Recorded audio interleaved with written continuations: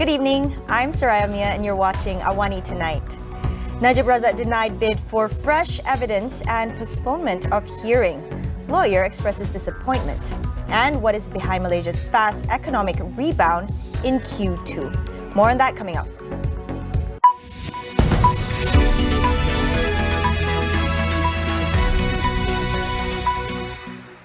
The federal court dismissed former Prime Minister Datuk Seri Najib Razak's bid to cite fresh evidence in his SRC International case.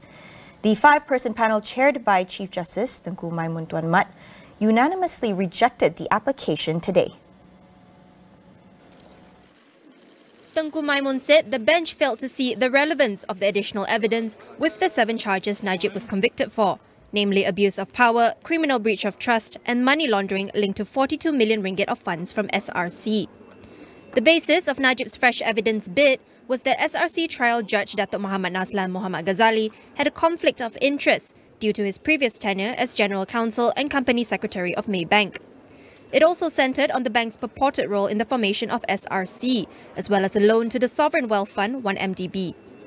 Najib's lawyers requested to postpone the main SRC appeal hearing for 3 to 4 months, with lead counsel Hisham Teh Potek citing time constraints as the new defence team only took over the case less than a month ago. This was also dismissed by the panel, saying that Najib's decision to change law firms at the 11th hour was done with full knowledge of the hearing dates. The former Premier was previously represented by Tan Sri Muhammad Shafi Abdullah in both the High Court and Court of Appeal, but was discharged last month. Following today's hearing, Najib's lead counsel Hisham Teh Potek expressed disappointment over the federal court's refusal for postponement. Court proceedings are set to resume on Thursday. Now, as far as the application for adjournment is concerned, I'm also terribly disappointed and saddened by the stance taken by the federal court. We are given notice much earlier, that's in late July 2022, that a new team is not prepared to carry on with the appeal because there's no ordinary appeal. The records appeal runs in hundreds of volumes, about 179, thousands of pages of grounds of judgment and exhibits to go through. And it's my humble opinion that our request is both fair and reasonable. Meanwhile, former Bauxite Naval Shipyard BNS Managing Director Tan Sri Ahmad Ramli Muhammad Noor pleaded not guilty at the Sessions Court today to 3 charges of criminal breach of trust in connection with the littoral combat ship LCS scandal. The former Navy chief is accused of fraudulently approving payments amounting to 21.08 million ringgit to 3 different firms without the approval of the BNS board. Ahmad Ramli, who was also the chairman of the LCS Steering Committee, was charged under Section 409 of the Penal Code, which provides for a jail term of up to 20 years, whipping and a fine if found guilty. The judge allowed Ahmad Ramli bail of 500,000 ringgit in one surety and set November 24th for case mention.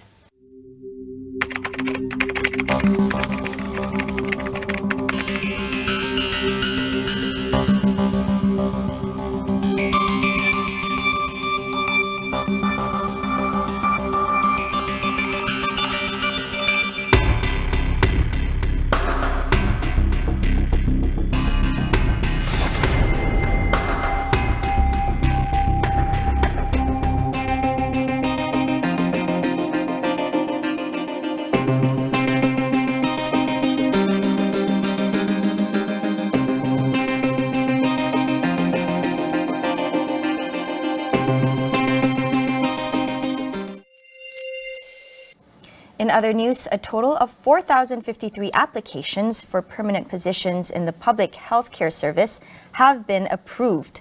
Health Minister Khairi Jamaluddin says the number of approvals were the highest since the contract position model was introduced in 2016.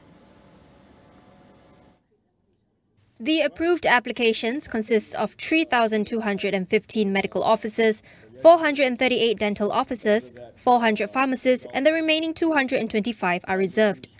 Khairi said the government is committed to ensure there are at least 1,500 new permanent positions in public healthcare annually. With over 8,000 applications for permanent positions in the public healthcare sector, Khairi said his ministry is in talks with the Public Service Commission (SPA) to consider allowing candidates who did not get permanent positions to reapply the following year. The ministry will also look into better incentives for contract doctors, while allowing them to continue specialist or subspecialist training if they fail to secure permanent positions. We'll take a short break. Stay with us.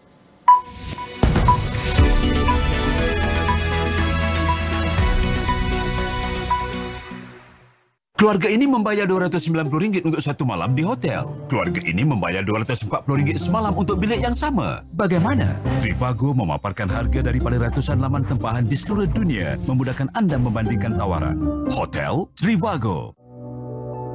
COVID-19 memperlihatkan kepada kita betapa pantasnya adaptasi teknologi di kalangan PKS kita. Niaga AWANI dan Unified Business akan menyelami perjalanan kebangkitan semula PKS kita melalui segmen Jiwa SME setiap Selasa dan Khamis untuk inspirasi anda. Transformasikan perniagaan dengan Unified Business, rakan digital pilihan anda. Hubungi kami sekarang dan jimat sehingga 50%. Jom Unified Business.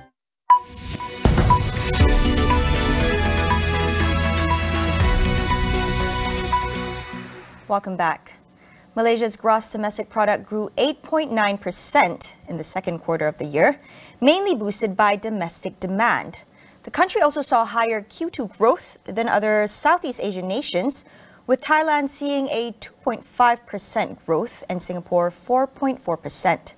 What is behind the Malaysian economy's fastest annual pace in a year amid talks of a possible economic downturn? We ask economist Dr. Jeffrey Williams. For example, the EPF withdrawals is I think that's a very important feature, particularly in consumption, because one of the big pushes behind the overall GDP figure was a very strong rebound in private consumption.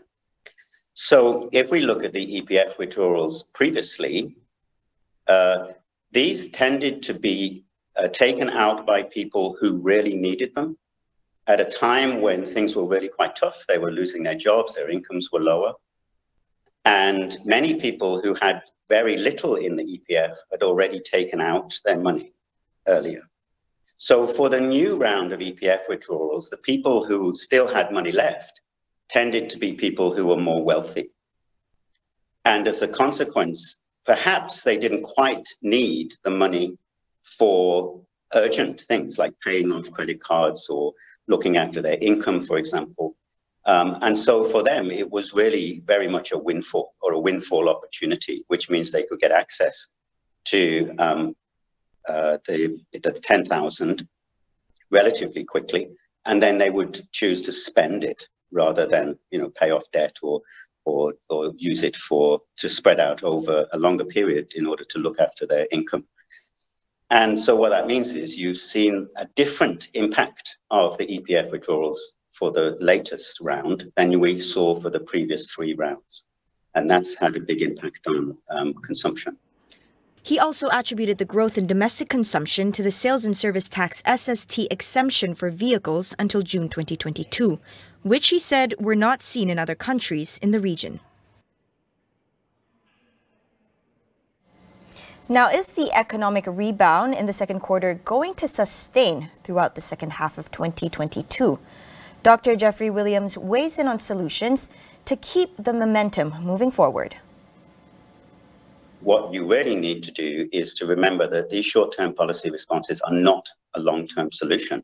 So you really need to use that as a sort of buffer in the short term in order to introduce long-term structural reforms.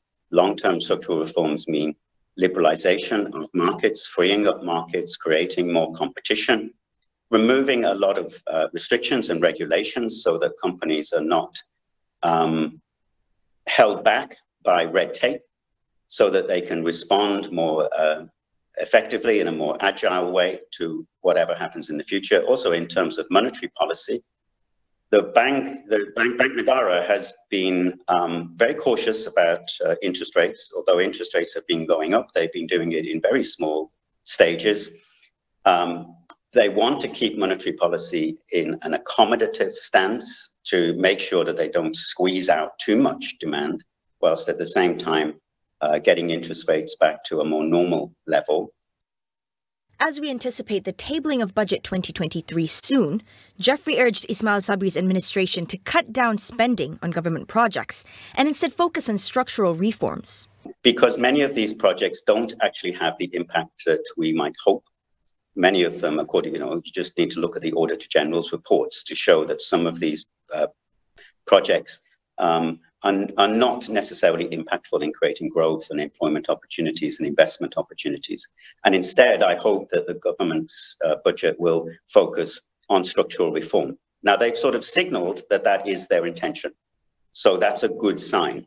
And we have to wait and see what exactly it is they will do. But the hope will be that they will focus on structural reform, including reform of taxation, perhaps the reintroduction of GST change, but that has to be part of a process where they would also change income taxes and corporation taxes holistically.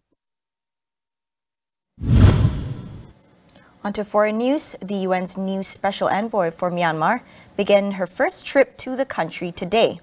Her visit comes amid domestic political turmoil and fraying ties between Myanmar and its Southeast Asian neighbors. The announcement came just a day after deposed leader Aung San Suu Kyi was sentenced to 6 years in prison. The UN said in a statement that Noeleen Heyzer, the UN Secretary General's special envoy to Myanmar, will focus on addressing the deteriorating situation and immediate concerns in the country. It gave no more details of her visit. Sources from the junta said Heyzer was due to arrive tomorrow and that she will meet the country's leader and senior ministers, adding that no request has been made to meet Suu Kyi. The democracy leader was charged with at least 18 offences ranging from graft to election violations, carrying a total jail term of nearly 190 years. Myanmar has been in turmoil since last year when the military overthrew the elected government, with thousands of people jailed, tortured, or killed. A Chinese research ship docked in Sri Lanka's Hambantota port today, despite concerns from India.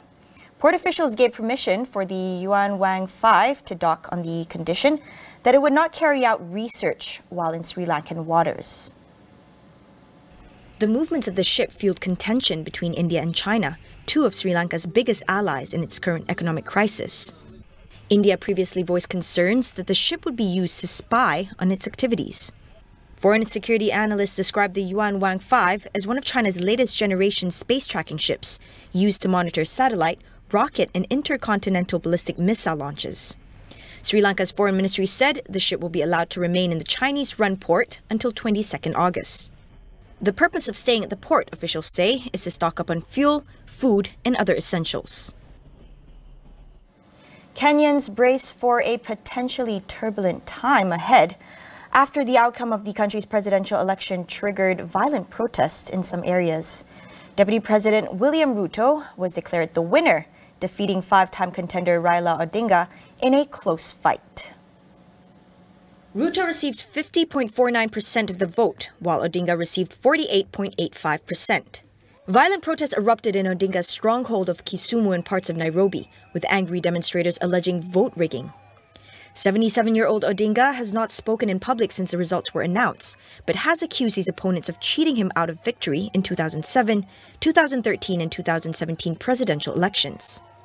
Meanwhile, 4 of the 7 election commissions said they could not support the outcome of the election, describing the process as opaque. No presidential poll outcome has gone uncontested in Kenya since 2002, and a Supreme Court challenge by Odinga is seen as almost certain. In August 2017, the Supreme Court annulled the election after Odinga rejected the results, with dozens killed by police in the protests that followed. What are the major gaps in knowledge about our wetlands and mangrove ecosystems? And how can we address them to better design conservation programs? Tonight on Consider This, we ask our guests how to build better bonds between people and nature. That's all we have for you on AWANI tonight. Thank you for watching. My name is Saraya Mia, and we'll see you again.